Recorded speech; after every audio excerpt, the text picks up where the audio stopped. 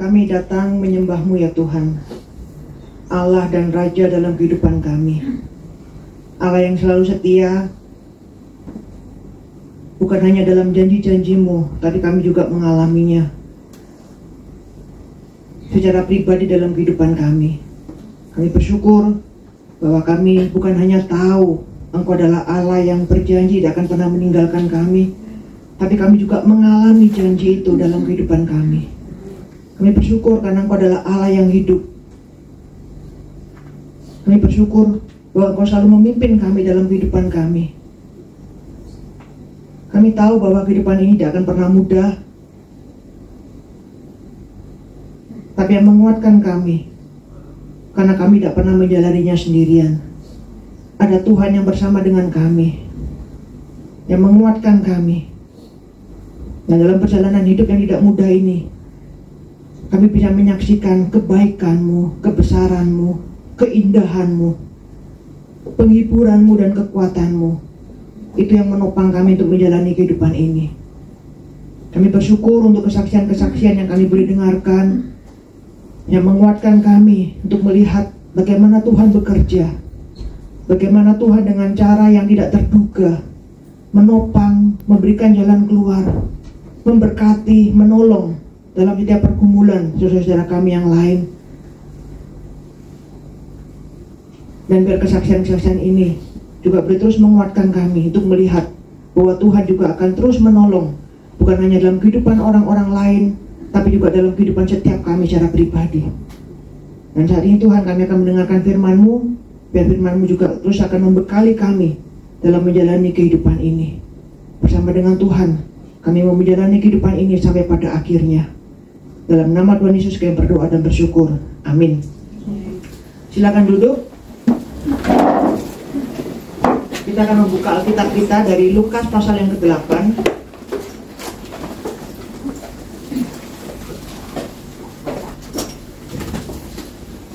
Lukas pasal yang ke-8. Kita akan membaca satu perikop yang cukup panjang, ayat 40 sampai 56.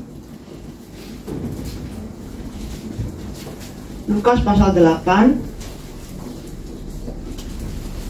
ayat 40. Saya akan bacakan.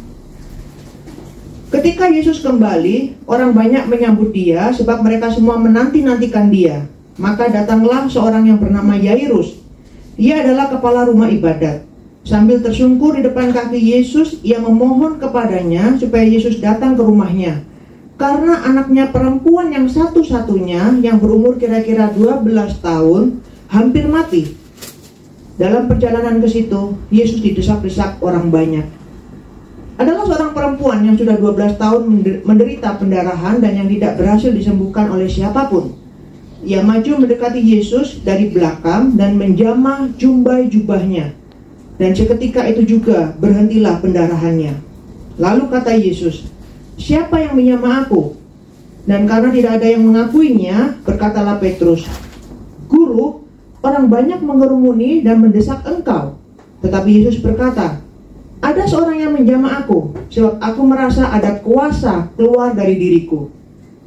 Ketika perempuan itu melihat bahwa perbuatannya itu ketahuan, ia datang dengan gemetar, tersungkur di depannya dan menceritakan kepada orang banyak apa sebabnya ia menjamah dia dan bahwa ia seketika itu juga menjadi sembuh.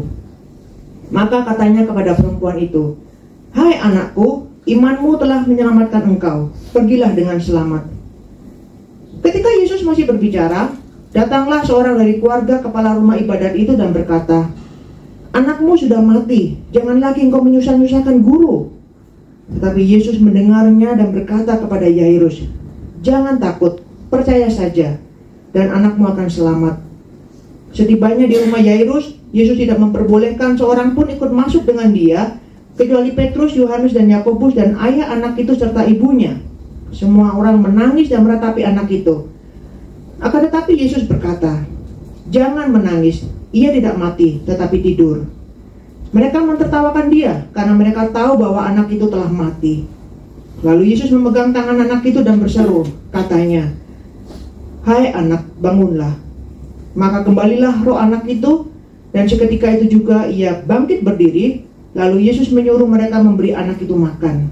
Dan takjublah orang tua anak itu, tetapi Yesus melarang mereka memberitahukan kepada siapapun juga apa yang terjadi itu. Sampai di sini firman Tuhan.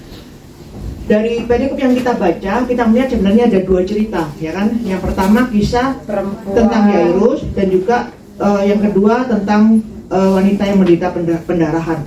Nah, fokus saya kita akan belajar saja soal Yairus, tapi saya akan ceritakan juga, akan singgung juga tentang kisah yang dialami oleh wanita itu, karena ini tersangkut ya. Jadi saya akan kembali ceritakan kisah ini, karena mungkin pada saat kita membaca Alkitab, kita hanya tahu kisah ini secara keseluruhan atau garis besar, tapi mungkin ada banyak detail kita yang kita mungkin tidak memperhatikan secara jelas, begitu ya, detail-detail kisah yang kita tidak perhatikan secara jelas. Diceritakan bahwa satu hari Yesus itu ada dalam satu kerumunan, orang banyak di sekitarnya mengerumuni dia karena mereka ingin mungkin disembuhkan atau mendengarkan pengajarannya, begitu ya. Kemudian datang seorang yang bernama Yairus, dia adalah kepala rumah ibadat. Dia memohon kepada Yesus karena satu-satunya anak tunggalnya, anak perempuannya yang berumur 12 tahun sekarat, hampir mati, ya kan? Dia minta Yesus datang ke rumahnya. Ini sekarat kritis, dalam pengertian harus segera ditolong, ya kan? Ini sedang berjuang dengan waktu. Orang yang kritis itu berjuang dengan waktu. Tapi dalam perjalanan ke rumahnya, Yesus ini didesak banyak orang. Jadi desak-desakan, jalan nggak bisa cepat, berdesak-desakan, jalan pelan-pelan, melambat seperti itu. Kalau kalian pernah ada di suatu tempat, misalnya kalau kalian yang pernah menyaksikan kembang api, kembang api itu ya di Simsatsue, yes, itu kerumunan orang banyak, kita mungkin jalan juga seperti ini, begitu kan? Iya. Begitu sempit, begitu banyak. Kalau kita mungkin dalam kondisi biasa, kita mungkin hanya butuh waktu 5 menit atau 10 menit ke MTR, ya. Itu mungkin dalam kondisi seperti itu bisa 1 jam. 2 jam katanya Erma, yang udah pengalaman 2 jam. Mungkin kalau kondisi normal berapa? 15 menit, 10 menit. 10 menit. Ya kan, 10 menit bisa nyampe MTR. Itu 2 jam, begitu banyak orang. Mungkin bisa 100.000 orang atau lebih di area itu saja. Jadi berdesak-desakan. Padahal ini Yairus sedang berjuang dengan waktu, berlomba dengan waktu. Anakku kritis, sewaktu-waktu bisa mati. Tapi ini jalannya melambat. Bukan hanya melambat, didesak banyak orang. Terjadi satu peristiwa. Ada wanita yang karena 12 tahun sakit pendarahan, jamah jumpa Yesus karena dia percaya dia akan sembuh, dan dia mengalami kesembuhan. Nah, sekarang masalahnya adalah sudah tahu melambat jalannya, didesak orang banyak, Yesus masih berhenti ngobrol dengan wanita ini. Siapa yang menjamah jumbai jubahku? Gak ada yang ngaku. Sampai akhirnya Petrus ngomong, ya kan banyak orang guru, ya kan pasti tersentuh, kan wajar. Tapi Yesus bilang enggak, ada yang jamah. Akhirnya diceritakan wanita itu karena takut ketahuan, dia ngomong. Dan dikatakan di sini, dia menceritakan semua, kenapa dia sakit, berapa tahun sakit. Makanya dia ditulis dengan jelas oleh Lukas. Dan apa yang dia dialami ketika dia jamah, dan Yesus bicara dengan perempuan ini. Artinya Yesus berhenti. Padahal tahu ini sedang ada orang yang lagi krisis, hampir mati. Tapi kenapa kok Yesus nggak cepat-cepat datang ke rumahnya? Masih aja udah didesak orang banyak, masih aja melambat, dan masih mau ngomong dengan wanita itu. Padahal biasanya dia langsung pergi kan. Wanita ini bukan urgent, dia udah sembuh. Tapi sedang ada seseorang di sana yang menanti kedatangan Yesus dalam krisis, berjuang dengan maut, berlomba dengan waktu. Tapi Yesus melambat dan berhenti. Yairus yang begitu takut, makanya dia sebagai orang kepala rumah ibadat, tidak wajar untuk dia datang menyembah di hadapan Yesus. Karena kalau kita melihat Alkitab, banyak para pemimpin agama itu yang sombong. Mereka tidak mau merendah di hadapan Yesus, termasuk kepala orang Farisi, orang Saduki, pemimpin rumah ibadat yang lain. Mereka begitu berseteru dengan Yesus. Tapi Tapi dia berbeda, karena memang dia melihat Yesus dan sebagainya, apa yang Yesus lakukan. Dan dia punya kerendahan hati, makanya dia sampai menyembah. Dikatakan, dia menyembah, mohon anakku satu-satunya sekarat. Jadi dia betapa ada kebutuhan yang besar sekali. Dan saudara bisa bayangkan kalau saudara adalah Yairus dalam posisi seperti itu. Aduh, cepetan, mungkin bisa tiap minggir. Ini lagi ada krisis, supaya Yesus bisa cepat jalan. Terus Yesus masih berhenti lagi ngobrol dengan perempuan itu. Kalau saudara Yairus, apa yang saudara rasakan? Seret. Kita lihat jam, kita bingung setengah mati, begitu kan? Dan memang benar, apa yang dikhawatirkan terjadi. Yesus masih ngomong dengan wanita itu, dengan orang banyak. Datang saudaranya Yairus, udah mati. Udah mati. Jangan lagi ngomong sama guru. Sudah percuma, kamu sudah mati. Itu yang dikhawatirkan terjadi. Anaknya udah mati. Kalau saudara Yairus, apa yang saudara lakukan? Guling-guling. Kalau saya mungkin, saya akan teriak dalam kepedihan. Dan dalam kepedihan itu mungkin ada kemarahan, kekecewaan. Nah kan, mati, kenapa nggak dari tadi cepat-cepat? Kenapa nggak dari tadi? Kenapa harus berhenti lagi? Masih ngobrol dengan orang lain. Orang itu kan juga udah sembuh. Kenapa nggak cepat-cepat pergi ke rumahku? Akhirnya anakku mati. Mungkin kita seperti itu, bukan?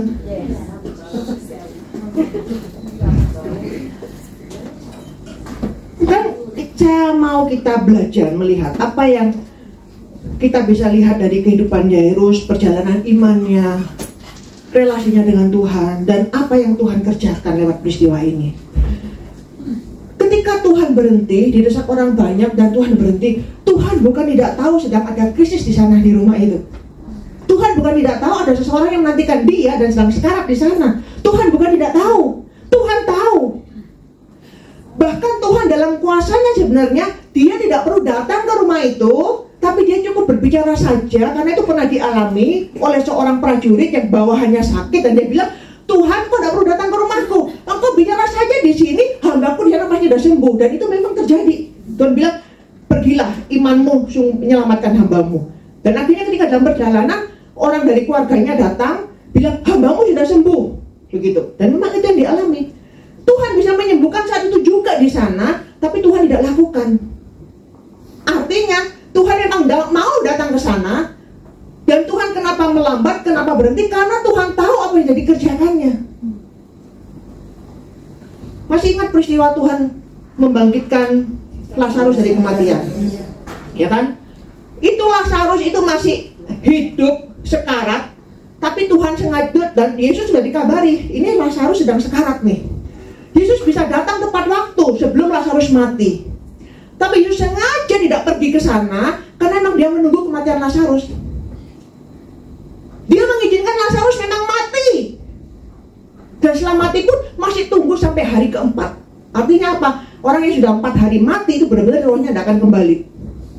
Karena mungkin 1 hari, 2 hari orang masih berpikir, oh mungkin dia masih mati suri, bukan benar-benar mati. Tapi kalau sudah 4 hari tidak bernyawa, semua orang kan tahu bahwa itu memang benar-benar sudah mati. Sehingga ketika Yesus datang untuk memberikan mujizat, orang tahu bahwa itu adalah mujizat membangkitkan Lazarus dari kematian. Yesus memang datang sengaja di hari keempat sampai Lazarus mati untuk menyatakan mujizatnya. Nah ini juga sama.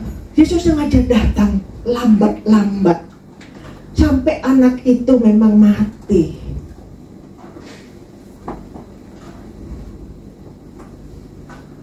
Ini yang kita sulit untuk kita alami dalam kehidupan kita, bukan? Kita selalu dalam kondisi panik dengan kekhawatiran kita, dengan masalah kita. Tuh Tuhan sudah waktunya mepet. Tuh Tuhan sakitnya sudah seperti ini, tidak bisa. Tuh Tuhan utangku sudah seperti ini, sebentar lagi aku akan ditelepon dan sebagainya. Aduh Tuhan biaya sudah seperti ini dan sebagainya. Kita panik, kita berlomba dengan waktu. Kita merasa terdesak dengan banyak hal. Bahkan ketika kita tahu itu jalan buntu, kita merasa sudah tidak ada harapan. Udah mati. Tapi apa yang menjadi kematian bagi kita, bukan bagi Yesus. Kalau kita lihat di akhirnya kan Yesus bilang, dia nggak mati, dia tidur. Masalah kita mungkin ini sudah mati, Tuhan, keuanganku sudah mati, udah nggak ada harapan di sini. Tapi Tuhan lihat itu tidur, Tuhan bisa bangkitkan. Tuhan, masalahku dengan majikan sudah mati, udah nggak bisa diperbaiki. Tapi Tuhan lihat itu tidur, Tuhan bisa perbaiki. Tuhan, hubunganku dengan anakku, dengan suamiku udah mati, nggak ada komunikasi. Tapi bagi Tuhan itu tidur, Tuhan bisa bangunkan lagi. Kenapa kita bisa berpikir seringkali ketika kita mengalami jalan buntu itu kematian, itu seperti yang dialami oleh saudara dari Yairus, dari anggota keluarganya, ketika dia mengabarkan kepada Yairus, anakmu sudah mati, udah jangan lagi menyusahkan guru. Maksudnya anakmu sudah mati, sudah guru tidak perlu lagi, Yesus tidak perlu lagi datang ke rumah kita, tidak perlu datang lagi ke rumahmu, udah terlambat maksudnya, sudah mati. Dia berpikir seperti itu karena dia berpikir bahwa Yesus memang adalah nabi yang berkuasa. Mereka mungkin masih belum meyakini, atau saat itu mereka masih belum mengerti bahwa Yesus adalah Tuhan. Itu adalah perjalanan pengetahuan yang proses sampai pada saatnya nanti mereka melihat Yesus bangkit dari kematian, mereka baru benar-benar bisa menyadari Yesus adalah Tuhan. Tapi sebelum itu belum. Mereka mungkin masih menganggap Yesus adalah guru begitu ya, adalah nabi yang luar biasa. Mungkin mereka berpikir bahwa Yesus sebagai nabi yang luar biasa punya kuasa, memang dia berkuasa untuk menyembuhkan orang sakit. Mereka banyak menyaksikan itu. Tapi hanya menyembuhkan orang sakit, tapi bukan membangkitkan orang dari kematian. Jadi banyak orang, khususnya keluarga dari Yairus ini, mereka meyakini Yesus, mereka mempercayai Yesus punya kuasa untuk menyembuhkan orang dari sakit. Tetapi mereka belum meyakini atau tidak meyakini Yesus ternyata juga mampu membangkitkan orang dari kematian. Makanya ketika ini sakit, mereka masih punya iman. Oke, datang kepada Yesus, minta Yesus untuk menyembuhkan. Tapi ketika ini sudah mati, Yesus tidak punya kuasa untuk itu. Udah percuma, tidak perlu undang Yesus lagi datang ke rumah. Udah terlambat. Seringkali kita seperti itu, bukan? Tanpa kita sadari, kita tahu Yesus punya kuasa. Allahku besar, Yesusku besar. Yesus mampu untuk menolongku dalam hal-hal ini. Tetapi mungkin dalam hal-hal ini, mungkin kayaknya Yesus nggak mampu deh. Aku yakin Yesus mampu mencukupi kebutuhanku hari-hari. Karena emang makan minum berapa sih? Sedikit kan? Tapi untuk kuliah anak yang puluhan juta, kayaknya bukan Yesus deh yang akan tolong. Untuk makan yang sehari-hari 100.000 mungkin Yesus bisa tolong. Tapi untuk ini yang 10 juta mungkin bukan Yesus yang bisa tolong. Untuk sakit flu, oh percaya Yesusku, kok bisa menyembuhkan, kok bisa menjamah, ini kan sakit kecil. Tapi untuk sakit tumor, sakit kanker, sepertinya bukan Yesus deh yang bisa menolong. Untuk masalah dimarahin majikan, oh Yesusku bisa menolong. Itu kan masalah kecil, Yesus bisa mengubah hati majikanku. Tapi ketika sudah dipecat oleh majikan, sepertinya Yesus tidak bisa menolong. Begini dipecat udah terlambat. Jadi ada banyak hal tanpa kita sadari.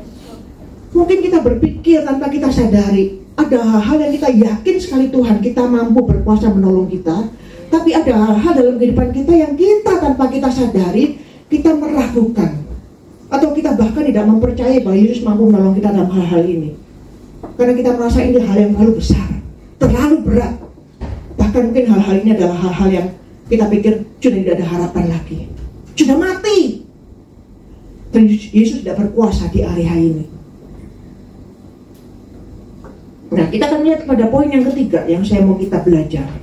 Kemudian Yesus bilang apa ketika saudaranya Yairus bilang, ia sudah mati, gitu kan? Tapi kemudian Yesus langsung berbicara kepada Yairus, jangan takut, percaya saja dan anakmu akan selamat. Jangan takut, percaya saja dan anakmu akan selamat, gitu ya. Jadi kalau kemudian kita melihat Yesus membangkitkan anak itu dari kematian, ya kan, membangkitkan anak itu dari kematian. Jadi begini, Yesus bilang, percaya saja dan anakmu akan selamat, ya. Kalau kamu percaya, anakmu akan selamat. Jadi anak ini dibangkitkan dari kematian bukan karena iman anak ini, karena anak ini sudah mati, dia tidak bisa berespon kepada Yesus. Tetapi anak ini dibangkitkan dari kematian, dia mendapatkan mujizat karena iman bapaknya, ya kan? Dan Yesus yang berjanji kan, Yesus yang bilang kan, percaya saja, kamu percaya, anakmu selamat. Jadi menunjukkan ketika anak ini bangkit dari kematian karena memang bapaknya percaya, Yairus percaya, ya kan?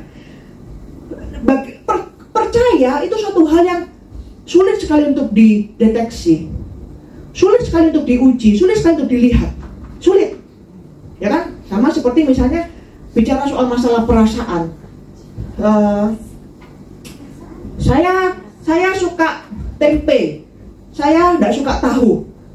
Perasaan ini kan sulit untuk dideteksi. Bagaimana saya tahu atau kalian tahu kalau saya suka tempe dan saya nggak suka tahu, misalnya? Itu akan terdeteksi, akan terlihat dari perbuatan. Yaitu saya makan tempe, tahu saya buang, misalnya, ya kan?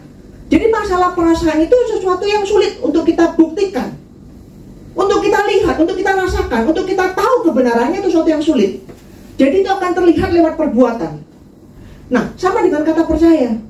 Bagaimana saya sendiri tahu bahwa saya ini percaya? Bagaimana saya tahu orang lain itu percaya? Bagaimana saya bisa menguji rasa percaya saya? Benar nggak saya ini percaya cuma dari mulut aja ngomong, atau memang benar-benar saya percaya? Itu akan terlihat dari perbuatan. Nah, ketika Yesus bilang ke Yairus, jangan takut, percaya saja. Bagaimana kita tahu Yairus itu percaya? Tentu, akhirnya terlihat ketika anaknya dibangkitkan, ya kan? Itu menunjukkan bahwa Yairus memang percaya kepada ucapan Yesus. Tapi kita juga bisa melihat bagaimana Yairus membawa Yesus tetap ke rumahnya. Jadi dalam percaya Yairus itu ada perbuatan yang memastikan bahwa dia memang sungguh-sungguh percaya ucapan Yesus. Jadi dia membawa Yesus ke rumahnya. Karena saat itu kan udah dibilang oleh saudaranya, udahlah, jangan menyusahkan buruh. Istilahnya, tidak perlu lagi Yesus datang ke rumah, anak itu udah mati, udah terlambat, udah. Kamu pulang saja. Tanpa Yesus maksudnya. Kamu pulang saja. Cepat-cepat pulang, anakmu sudah mati. Tapi Yairus tetap membawa Yesus, mengizinkan Yesus ke rumahnya. Dan ketika sampai di rumahnya, ada banyak orang yang meratap dan menangis, berkabung. Kemudian Yesus bilang ke mereka kan, jangan menangis, jangan meratap. Anak itu tidak mati, anak itu tidur. Kemudian dikatakan apa? Mereka tertawa. Ini orang gila, cisin gitu kan. Mereka ketawain Yesus. Oh, jelasnya sudah mati. Kamu pikir kami bodoh, nggak tahu orang mati dan orang hidup, nggak bisa membedakan orang mati dan orang semaput, misalnya gitu kan? Jelas-jelas mati kok, dibilang nggak mati, begitu. Jadi mereka ketawa, menertawakan. Tetapi saya yakin meskipun Alkitab tidak mencatat, Yairus tidak menertawakan. Karena artinya bangkit dari kematian. Kan Yesus bilang, kalau kamu percaya, anakku selamat. Menunjukkan Yairus percaya. Menunjukkan Yairus tidak ikut mentertawakan ucapan Yesus bahwa anaknya sedang tidur, bukan mati. Meskipun Alkitab tidak mencatat Yairus tertawa apa tidak. Tetapi dari apa yang terjadi dalam hidup anaknya, saya yakin Yairus tidak ikut tertawa. Dan Yairus masuk bersama dengan Yesus ke kamar anak itu, dan dia menyaksikan mujizat. Jadi kita melihat Yesus bilang, percaya saja, percaya saja. Di dalam percayamu itu kamu akan mengalami mujizat Tuhan. Tapi seringkali yang saya pikir kita perlu belajar adalah untuk bukan hanya sekedar bicara atau meyakini, ya Tuhan saya percaya kuasamu. Dalam pergumulanku, dalam kelemahanmu, aku akan mengalami pertolonganmu, aku akan mengalami mujizatmu. Tapi kita perlu benar-benar untuk mengevaluasi, untuk melihat, benar nggak aku percaya kepada Yesus? Kita perlu melihat dari perbuatan kita, bukan sekedar kita berani mengucapkan itu, tapi kita melihat dan itu akan teruji percaya kita, kepercayaan kita, iman kita dari perbuatan kita. Sama seperti Yairus, ketika dia bilang percaya, apa buktinya kamu percaya kepada Yesus? Dia membawa Yesus ke rumahnya. Dia nggak ikut tertawa dengan orang banyak itu, karena dia meyakini bahwa anak kita memang tidur bukan mati. Dia percaya dengan ucapan Yesus. Itu adalah perbuatan Yairus yang menunjukkan imannya. Nah, dalam kehidupan kita, ketika kita bilang aku percaya kepadamu Tuhan, apa yang menunjukkan kepercayaan kita? Apa yang menunjukkan iman kita? Ketika kita bilang aku percaya Tuhan mampu menyembuhkan sakitku, tapi kemudian kita tidak mau ke dokter, kita perlu bertanya apakah itu iman yang benar apa tidak. Jadi kadang kita perlu bertanya, Tuhan, keputusanku ini menunjukkan kepercayaanku kepadamu apa tidak? Tuhan, perbuatanku ini menunjukkan imanku kepadamu apa tidak? Ketika aku bilang aku percaya kepadamu, engkau akan mencukupi kebutuhanku, tapi kemudian mungkin kita bekerja part time, padahal bekerja part time mungkin di Hong Kong itu dilarang. Apakah itu menunjukkan kepercayaan kita, iman kita kepada Tuhan? Apakah perbuatan itu sesuai dengan iman kita, dengan apa yang kita ucapkan? Ketika kita bilang aku percaya Tuhan menjamin masa depanku, Tuhan akan menyediakan pasangan hidup yang aku butuhkan dan sebagainya mungkin, tapi dalam kepercayaan kita itu kemudian kita menikah dengan orang yang tidak seiman. Apakah perbuatan kita ini sesuai dengan iman kita? Ketika kita bilang aku percaya Tuhan akan menolong aku mencukupkan segala kebutuhanku, tapi kemudian kita berhutang ke sana sini. Nah, apakah perbuatan ini menunjukkan iman kita sesuai dengan perbuatan itu? Apakah sesuai dengan iman kita? Kita perlu bertanya. Jadi seringkali bukan hanya percaya saja yang kita ucapkan di mulut, tapi Tuhan melihat, dan kita perlu sendiri melihat sejauh mana kepercayaan itu terekspresikan lewat perbuatan kita. Sehingga ketika kita bilang aku sungguh percaya Tuhan, percaya bahwa Tuhan punya kuasa untuk menolong aku. Aku percaya Tuhan punya kuasa, punya mujizat dalam pergumulanku.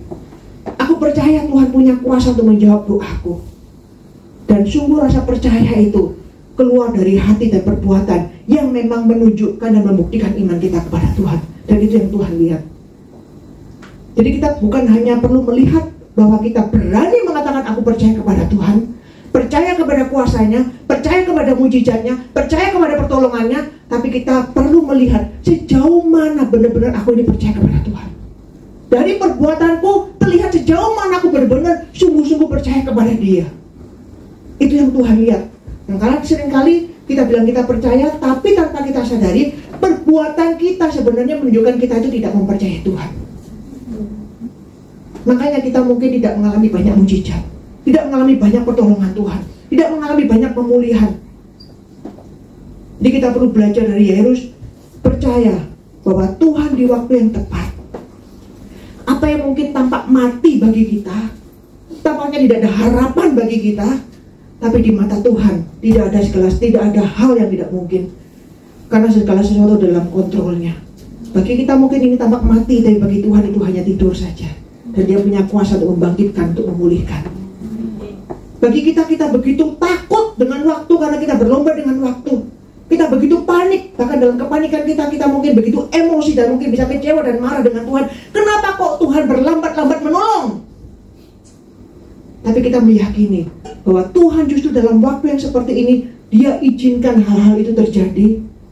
Dia izinkan kita mengalami kematian dalam tanda kutip, kematian dalam keuangan kita, kematian dalam relasi, kematian dengan majikan misalnya, karena untuk menunjukkan kuasa Tuhan untuk membangkitkan dari kematian itu. Dan kita akan melihat kuasa Tuhan yang lebih nyata lagi dalam kesulitan yang kita alami. Dan kita percaya bahwa Tuhan bukan hanya mampu dalam hal-hal yang kita pikir, oh ini hal-hal kecil Tuhan mampu, tapi dalam hal-hal besar, seringkali kita hanya bersandar pada kekuatan kita, pada kemampuan kita, tanpa kita mempercayai Tuhan mampu di area-area ini. Tapi kita percaya bahwa Dia sebagai Allah yang besar, Dia terlibat dalam semua kegiatan kehidupan kita. Tidak ada hal di mana Tuhan tidak mampu menjamah. Tidak ada hal di mana Tuhan tidak mampu menolong. Tidak ada situasi sesulit apapun di mana Tuhan tidak mampu untuk menunjukkan mujizatnya di sana. Dan percayalah, dan buktikan kepercayaanmu lewat perbuatanmu. Mari kita berdoa. Bapa di surga, kami bersyukur karena Engkau adalah Allah yang selalu menyertai kami. Engkau adalah gembala dalam kehidupan kami. Bersyukur untuk firman yang selalu menolong kami untuk bisa mengerti bagaimana menjalani kehidupan ini. Dan bersyukur untuk apa yang sudah kami baca, kami lihat dari pengalaman Yesus ketika Engkau berada di dunia ini, di bumi bersama dengan Jairus. Kami bersyukur untuk kisah yang dicatat dalam Alkitab ini yang boleh menguatkan iman kami, boleh menolong kami untuk menjalani kehidupan yang beriman juga kepada Tuhan. Kami bersyukur Tuhan untuk janji-Mu yang tidak pernah meninggalkan kami. Bahkan dalam kondisi yang sulit, ketika kami mengalami jalan buntu, kami tahu Tuhan ada di sana. Tolong kami untuk lewat kisah ini kami boleh belajar. Seringkali kami begitu panik dengan situasi yang mungkin bagi kami itu sudah tidak ada harapan, tidak ada jalan keluar. Situasi yang buntu, situasi yang bagi kami itu sudah mengakibatkan kematian. Kematian dalam relasi kami dengan orang lain, dalam pekerjaan kami, dalam keuangan kami. Kami masih tidak ada harapan di situ. Tetapi tolong kami untuk melihat bahwa ada Tuhan yang berkuasa, yang mampu membangkitkan, yang mampu memulihkan. Tidak ada yang mustahil bagi Tuhan. Bahkan ketika kami begitu panik dan begitu khawatir dengan hal-hal pergumulan dalam kehidupan kami, dan kami begitu tertekan karena mungkin kami melihat Engkau tidak menjawab doa, Engkau berlambat-lambat dalam menolong kami. Tolong kuatkan kami ya Tuhan untuk melihat bahwa tidak ada waktu yang tergesa-gesa bagi Tuhan.